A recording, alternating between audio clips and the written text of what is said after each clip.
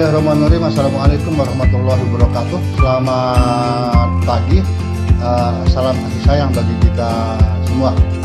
Puji syukur kita panjatkan kehadirat Allah Subhanahu wa Ta'ala yang telah memberikan kita dua rahmat pada pagi hari ini, yaitu rahmat kesehatan dan rahmat kesempatan. Bagaimanapun kita punya kesehatan tapi tidak punya kesempatan juga tidak bisa ada arti apa-apa. Tapi kita punya kesehatan tanpa ada kesempatan lagi juga akan sebaliknya. Baiklah, kita sekarang sedikit berbicara dulu tentang bencana-bencana yang ada di daerah kita. Dari 1114 jumlah desa kelurahan yang ada di Nusa Tenggara Barat ini, bencananya terdiri dari 2.361 bencana. Apa sebabnya seperti itu? Karena di satu lokasi ada bisa 2 sampai 3 bencana yang terjadi.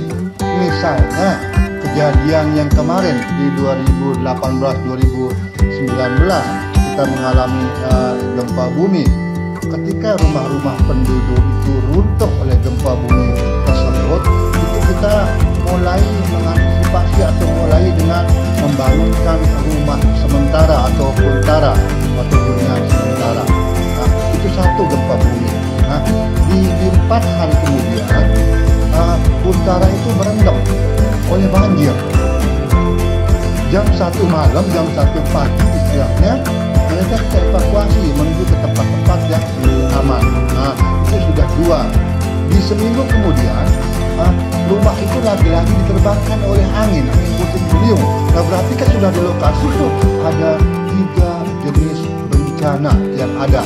Nah, itu yang bikin dia bencananya 2.361-an bencana yang ada di daerah kita. Dan dari 14 jenis bencana yang ada di Indonesia itu 11 ada di daerah yang kita ini di Nusa Tenggara Barat ini. Nah, ini dia. Dari bencana-bencana tersebut, bahasa kerennya tinggal tunggu waktu. Bahasa kerennya, nah, ya seperti itu bahasa kerennya. Karena potensi bencana yang ada di kita, terus terang kita dalam posisi merah, posisi merah pada saat ini. Itu bencana yang ada, bencana alam yang ada di daerah kita. Nah, pada saat ini kita menghadapi bencana yang beda. Kemarin kita sangat susah sekali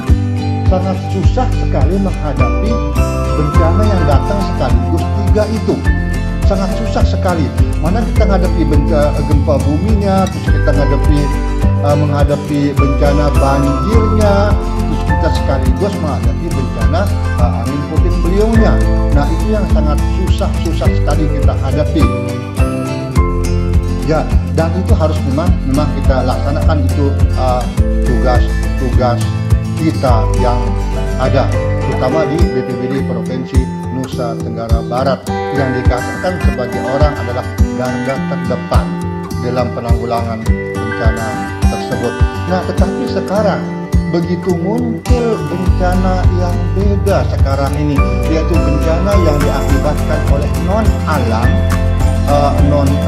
Salah satunya adalah bencana ini. Ternyata pekerjaan yang kemarin begitu berat, sekarang merasa ringan. Yang dulu itu sekarang dia merasa ringan. Yang berat kemarin itu, yang 3 bencana sekaligus kita hadapi dengan munculnya yang ini. Kemarin kita menghadapi bencana sudah keluar sumbernya, ada bersumber dari atas, ada dari bawah, ada dari kanan. Nah, yang sekarang ini yang disebut dengan COVID-19 atau COVID-2019 ini, kita nggak tahu dari sebelah mana datangnya, makanya kita bingung cara mengantisipasinya. BPBD beserta relawan yang ada di desa yang sudah terlatih sekarang bengong semua. Mereka nggak tahu apa yang harus dilakukan. Tidak tahu. Kalau banjirnya dari sebelah sini, kalau ini sebelah sini. Nah, sekarang virus ini dari sebelah mana datangnya? Itu yang bikin kami bingung juga. Tidak jadinya kita jadi garda terdepan, karena kasih masih membutuhkan orang-orang lain yang secara spesifik dan secara ahli dalam penanggulangan bencana yang ini, yaitu yang pandemi yang ini. Sekarang kita coba berbicara bagaimana sih mengantisipasi penyebarannya dan penanggulangan COVID-19 ini. Kita hanya bisa berbicara seperti itu, antisipasi penyebaran. Nah, nanti kita lihat apa sih kaitannya dengan hal-hal lain di penyebaran yang dimaksud ini. Coba kita lihat dulu hari ini. Per hari ini sudah 1.694 kasus positif yang ada di Nusa Tenggara Barat ini. Tiap hari bertambah. Iya, seperti yang saya sampaikan tadi, kita nggak tahu apa sebabnya bertambah dan siapa yang menambah. Nah, akhirnya dan memang harus kita hadapi semuanya yang namanya pandemi virus ini. Yang jelas tiada hari tanpa koordinasi. Untuk hal-hal seperti itu, terutama kalau untuk sekolah, kita sudah ada dasarnya yang akan nanti dijelaskan panjang lebar oleh dinas Dikbudnya misalnya. Kita juga sudah punya dasar dari keputusan bersama Mendikbud, Menteri Agama, Menteri Kesehatan, dan Menteri Dalam Negeri tentang panduan penyelenggaraan pembelajaran. Itu yang harus kita patuhi. Untuk selanjutnya, mari kita berbicara tentang filosofi bencana tersebut atau filosofi penanggulangan bencana. Di filosofi penanggulangan bencana itu ada 3. Pertama, jauhkan masyarakat dari bencana. Kalau kaitannya dengan bencana alam, bisa jadi kita jauhkan masyarakat itu dari bencana tersebut. Kita ungsikan dia atau kita relokasi dia. Nah, itu di bencana alam.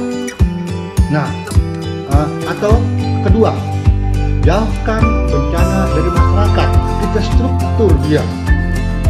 Kita ada mitigasi strukturnya, yang kita beronjong, atau kalau di pantai yang bencana gelombang pasang, kita buatin dia pemecah ombak. Tapi sampai kapan itu kita tidak tahu, karena pergerakan air terus menerus. Nah, tadi saya berbicara tentang jauhkan masyarakat dari bencana, jauhkan bencana dari masyarakat, dan hidup harmoniskan mereka dengan bencana tersebut. Ajari dia, tingkatkan kapasitasnya untuk menghadapi kemungkinan yang terjadi. Itu yang di daerah rawan bencana, itu sudah pilihan. Itu di bencana alam. Sekarang kita berbicara mengenai COVID ini. Jauhkan masyarakat dari bencana. Mau dibawa kemana masyarakat itu? Karena kita tidak tahu di mana dia. Teman-teman kita, wabah itu sedang di mana pada saat ini, kita tidak tahu. Yang kedua, jauhkan bencana dari masyarakat. Nah, kalau bencananya virus, bagaimana kita nangkep dia untuk menjauhkan dia dari masyarakat? Nah, itu. Jauhkan masyarakat dari bencana, jauhkan bencana dari masyarakat juga tidak bisa. Mari kita hidup harmoniskan mereka dengan bencana tersebut. Itulah yang disebut dengan new normal. New normal atau yang sekarang lagi ngetren lah, bagaimana masyarakat bisa beradaptasi ke kehidupan baru. Nah, adaptasi kehidupan baru ini yang masih dilema di masyarakat, dari situasi abnormal, new normal, adaptasi. Nah, yang sempat membingungkan adalah ketika ketiga-tiganya kebijakan itu turun, tetapi hanya satu persyaratannya, hanya satu protokolnya, yaitu protokol yang 3 atau protokol yang 10 itu aja di obrak-abrik kiri kanan.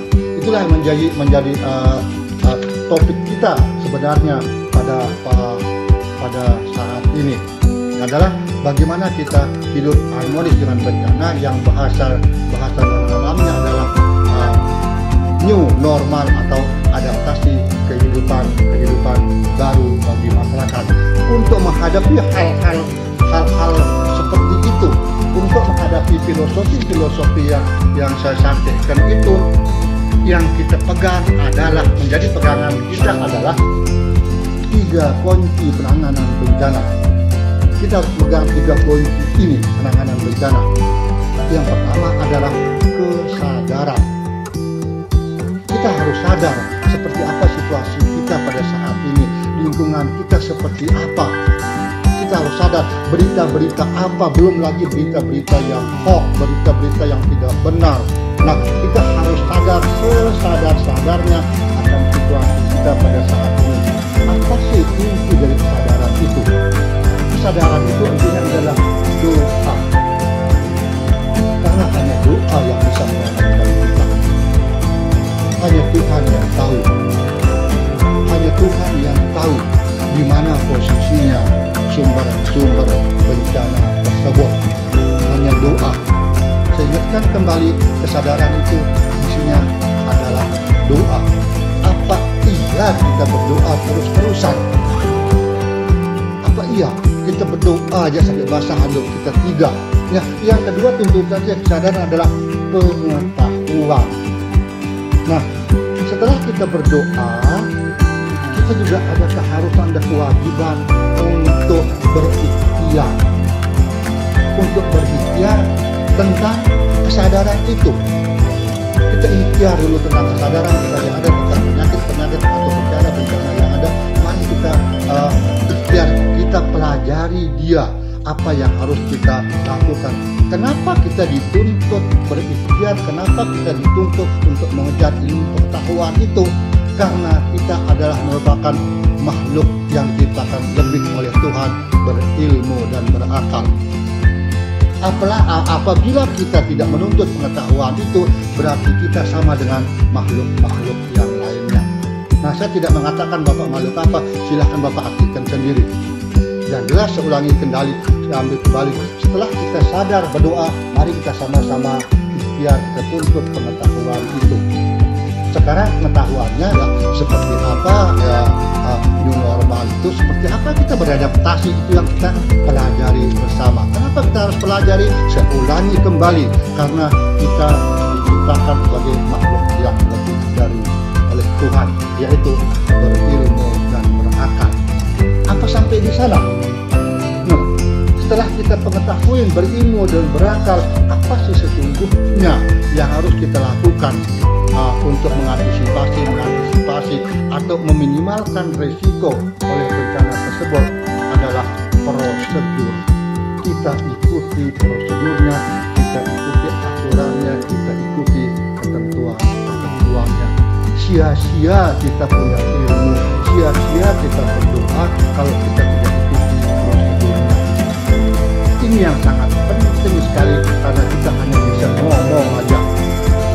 Kita ngomong sekarang untuk kita tidak pernah ikuti prosedurnya tentang bencana, apalagi bencana yang sekarang ini yang namanya COVID ini.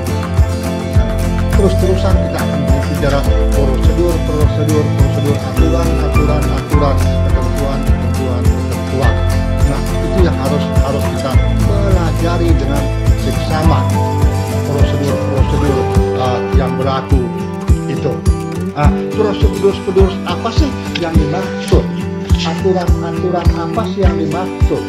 Ketentuan apa sih yang itu yang diinginkan oleh COVID ini, oleh virus ini? Antara lain di sini ada 10 cara sederhana mencegah virus COVID-19 yang wajib kita lakukan. Sebenarnya kalau yang ini ada beberapa yang sudah kita lakukan bersama, tapi itu kita akan lakukan berulang-ulang. Katanya untuk pemajaian, untuk meminimalkan resiko itu tidak kita berbicara kontinu, tapi kita akan berbicara berulang-ulang. Ya, antara lain yang satu ini dari kecil. Kalau kita bilang kearifan lokal juga iya. inilah dia akan bisa menempel barang yang tidak kelihatan itu, virus-virus itu. Kita megang kunci jendela, mungkin ini pegangan pintu atau motor atau apa. Nah, cuci tangan pakai sabun. Tentunya kalau yang ini dari kecil adik-adik sudah diajar atau kita sudah diajar bagaimana PHBS itu, pola hidup bersih dan sehat, diawali dengan cuci tangan. Bukan hanya yang itu, di kegiatan-kegiatan lainnya juga selalu kita mengutamakan cuci tangan. Jangankan makan, sholat pun diawali dengan cuci tangan. Nah, kalau sudah bersih alatnya ini alat tangan ini sebagai alat pemersatu tangan ini. Kalau dia sudah bersih, insya Allah syarat-syarat yang lainnya akan berjalan. Sini. Nah, yang kedua, hindari sentuh wajah. Hindari sentuh wajah oleh apa? Ya oleh tangan itu. Oleh tangan itu. Apabila tangan tidak dicuci untuk menyentuh wajah itu. Wajah itu di sana ada hidung, di sana ada mulut, di sana ada mata yang siap menyedot tangan yang tidak bersih itu. Nah, itu yang hindari sentuh wajah, yang dia sentuh wajah. Yang ketiga, cara-cara bersin dan batuk juga kita diatur.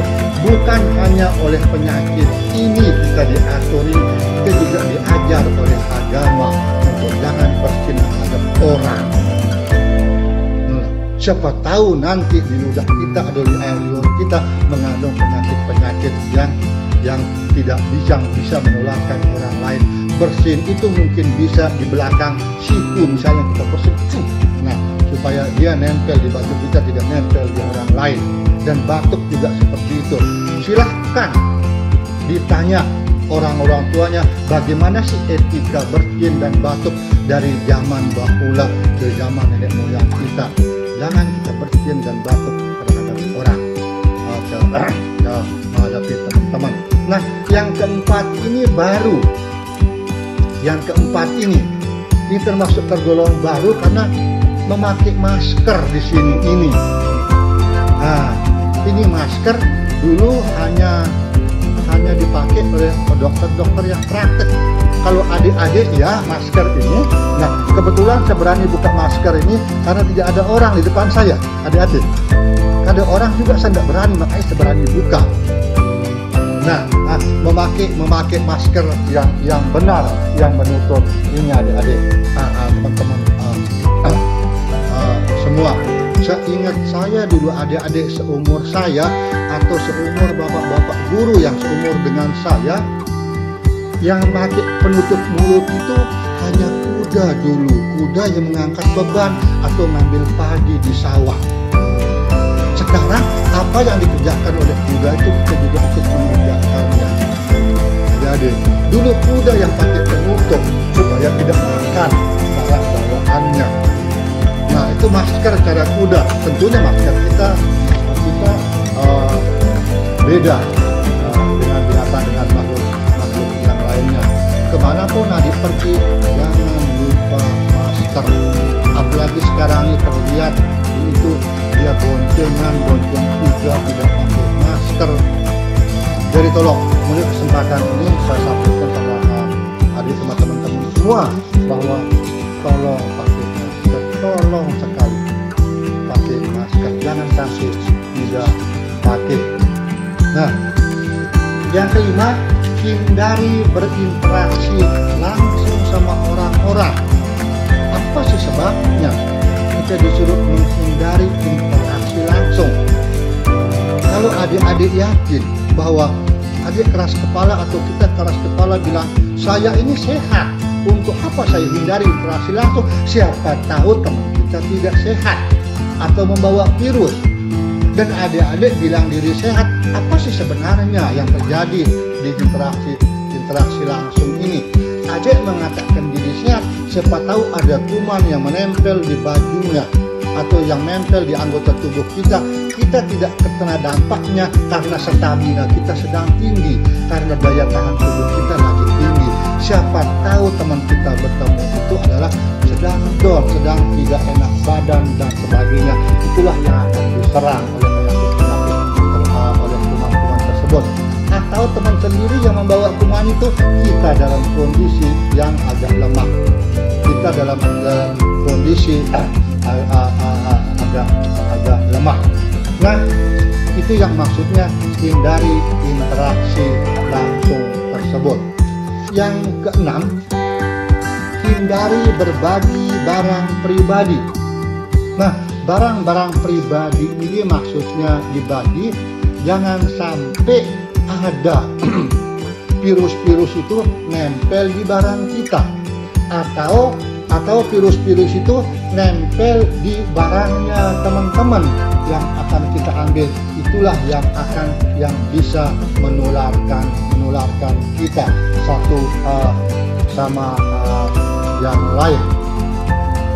Nah, yang itu ya, berbagi barang-barang, untuk ingatkan adik-adik untuk sementara jangan dibagi-bagi dulu barang-barang pribadi miliknya atau bertukar dengan teman-teman lain. Yang ketujuh itu physical distancing atau jaga jarak. Saya ingatkan kembali adik-adik, jaga jarak supaya kita tidak bisa nomor 5 tersebut, hindari interaksi langsung. Nah, dijaga jarak itu sudah ada ketentuannya 1,5 meter. Itu tolong adik-adik dilaksanakan, diikuti aturan-aturan prosedur tertentu. Setelah itu saya ingatkan kembali bahwa keselamatan kita bukanlah sebuah kebetulan. Keselamatan itu adalah sebuah upaya, sebuah ikhtiar, supaya kita bisa melangsungkan semua kegiatan-kegiatan kita dengan penuh rahmat dari Allah. Mudah-mudahan kita semua mendapat rahmat dari Allah Subhanahu wa Ta'ala. Nah, itu dulu adik-adik yang bisa saya sampaikan pada saat ini. Nanti kurang lebihnya kapanpun kami siap dialog dimanapun tentang bencana apapun yang adik atau teman-teman inginkan. Terima kasih atas perhatian semuanya. Mohon maaf kalau ada kesalahan-kesalahan dalam penyampaian kami. Wabillahi taufiq wal hidayah. Wassalamualaikum warahmatullahi wabarakatuh.